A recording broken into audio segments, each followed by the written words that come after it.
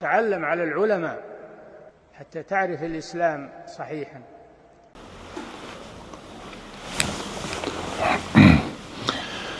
إن الحمد لله نحمده ونستعينه ونستغفره ونعوذ بالله من شرور أنفسنا ومن سيئات أعمالنا من يهده الله فلا مضل له ومن يضلل فلا هادي له وأشهد أن لا إله إلا الله وحده لا شريك له وأشهد أن محمدا عبده ورسوله يا أيها الذين آمنوا اتقوا الله حق تقاته ولا تموتن إلا وأنتم مسلمون يا أيها الناس اتقوا ربكم الذي خلقكم من نفس واحدة وخلق منها زوجها وبث منهما رجالا كثيرا ونساء واتقوا الله الذي تساءلون به والأرحام إن الله كان عليكم رقيبا يا أيها الذين آمنوا اتقوا الله وقولوا قولا سديدا يصلح لكم أعمالكم ويغفر لكم ذنوبكم ومن يطع الله ورسوله فقد فاز فوزا عظيما أما بعد فإن أصدق الحديث كتاب الله وخير الهدي هدي محمد صلى الله عليه وسلم وشر الأمور محدثاتها وكل محدثة بدعة وكل بدعة ضلالة وكل ضلالة في النار أما بعد gjithë lavdia I takon vetëm Allahut. Ata e lavdrojmë, prej Tij kërkojmë ndihmë dhe prej Tij kërkojmë falje. Kërkojmë mbrojtje tek Allahu nga e keqja e vetes sonë dhe nga veprat tona të këqija. Kë udhëzon Allahu s'ka kush e devijon. Dhe kë e devijon Allahu s'ka kush e udhëzon.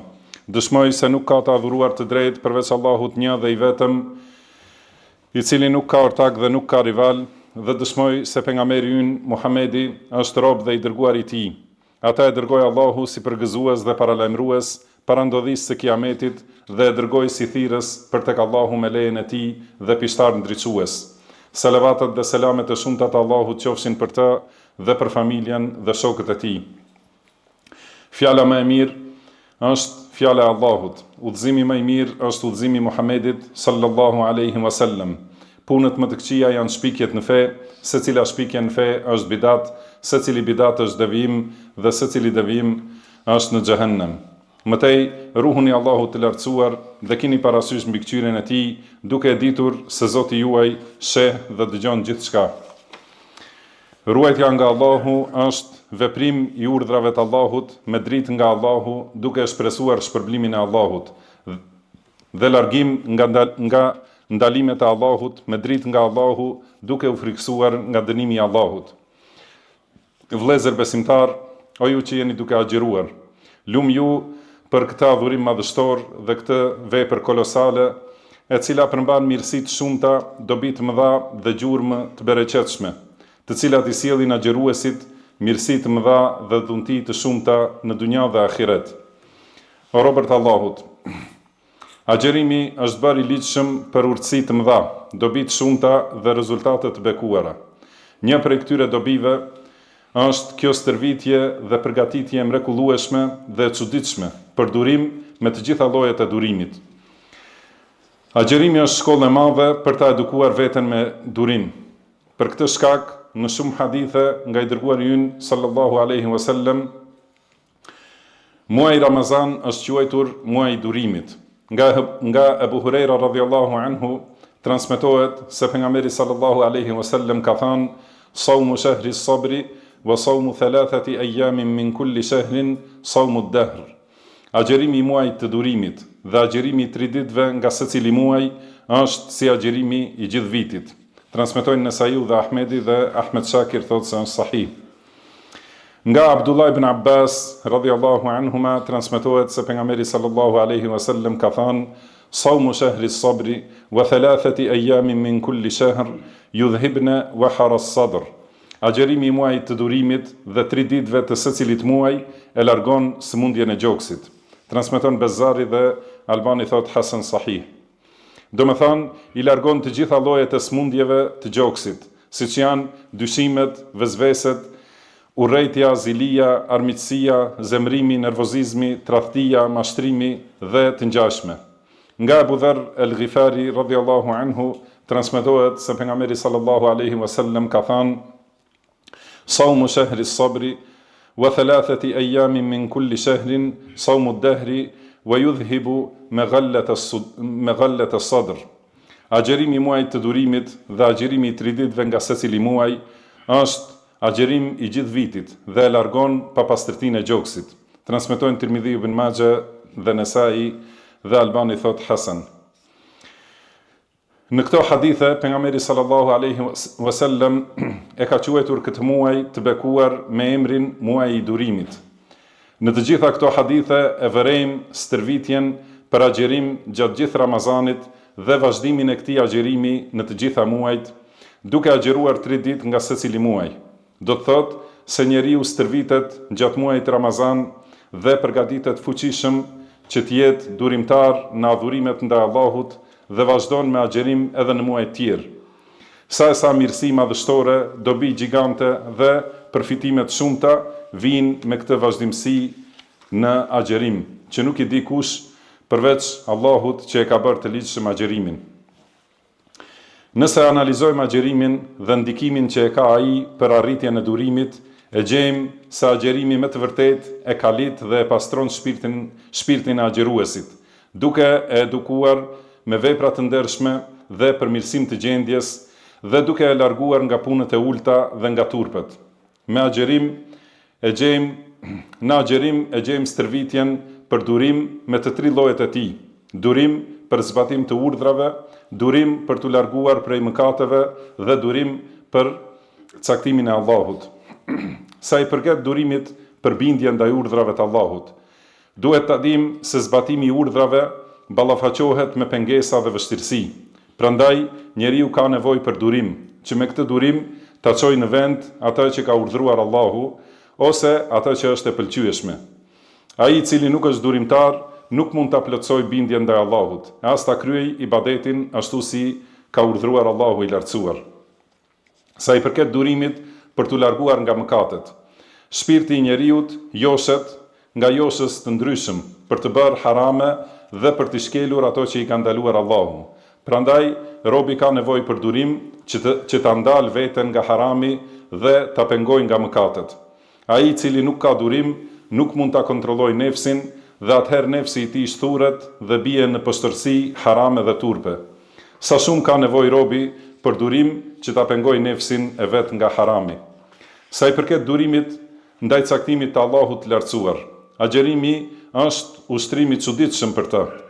Kur agjeruesi e shijon vështirësinë e urisë dhe hidhtinë e etjes, por e pengon veten duke ju bindur Allahut të lartësuar, atëherë ky është ushtrim i fuqishëm dhe stërvitje madhështore për durim në caktimin e Allahut, duke e dashur shpërblimin e Allahut dhe kënaqësinë e tij. Me këtë, o robërt të Allahut, e kuptojmë se agjerimi është ndihmë e madhe për robin që ta realizojë bindjen ndaj Allahut, të realizojë adhurimet dhe të largohet nga haramet. Allahu i lartësuar ka thënë: "Wasta'inu bis-sabri was-salah." Kërkoni ndihmë me durim dhe me namaz. Mujahidi Allahu e mëshiroft ka thënë: "Durimi është agjerimi", që do të thonë se kuptimi i ajetit është kërkoni ndihmë me agjerim dhe me namaz. Ky komentim i këtij ajeti është shpjegim me një pjesë të kuptimit. Nuk ka dyshim se agjerimi është durim për bindje ndaj Allahut të lartësuar dhe stërvitje e vetes për durim. Robërt Allahut, ta shfrytëzojmë këtë mundësi dhe këtë shansin e agjerimit dhe shansin e arritjes së këtij sezoni madhështor, që ta përgatitim veten dhe ta ushtrojmë me durim me të gjitha llojet e durimit. Durim për bërje të urdhrave, durim për largim nga mëkatet dhe durim ndaj caktimeve të Allahut që janë të dhimbshme. E lutim Allahun e gjithfuqishëm, Zotin e Arshit madhështor, me emrat e tij të bukur dhe cilësitë e tij të larta, që të na përmirësojë gjendjen në tërësi dhe të mos na lërë të mbështetur në vetët tona asnjë çast, të na udhëzojë për tek ai në rrugë të drejtë. Allahu më bekoft mua dhe ju me Kur'an dhe Sunet, na e bëft të dobishëm secilin për kujtimin në to, çdo urtësi dhe secilin ajet. I them këto fjalë dhe kërkoj falje tek Allahu për mua dhe për ju, nga secili mëkat dhe gjuna, kërkoni falje atij, sepse ai është falës i mëshiruesi.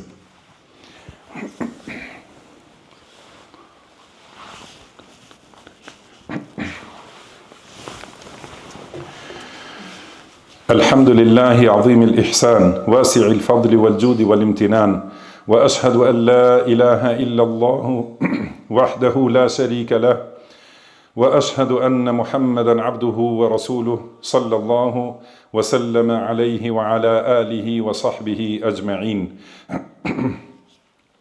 E gjithë lavdia I takon Allahut, bamirësit të madh, dhuruesit të dhuntive të shumta dhe të gjera.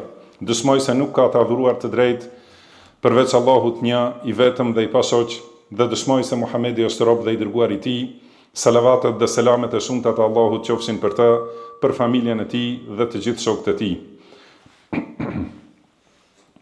Mëtej, ruhuni Allahut të lartësuar dhe kini parasysh mbikëqyrjen e tij, sepse Zoti ynë sheh dhe dëgjon gjithçka.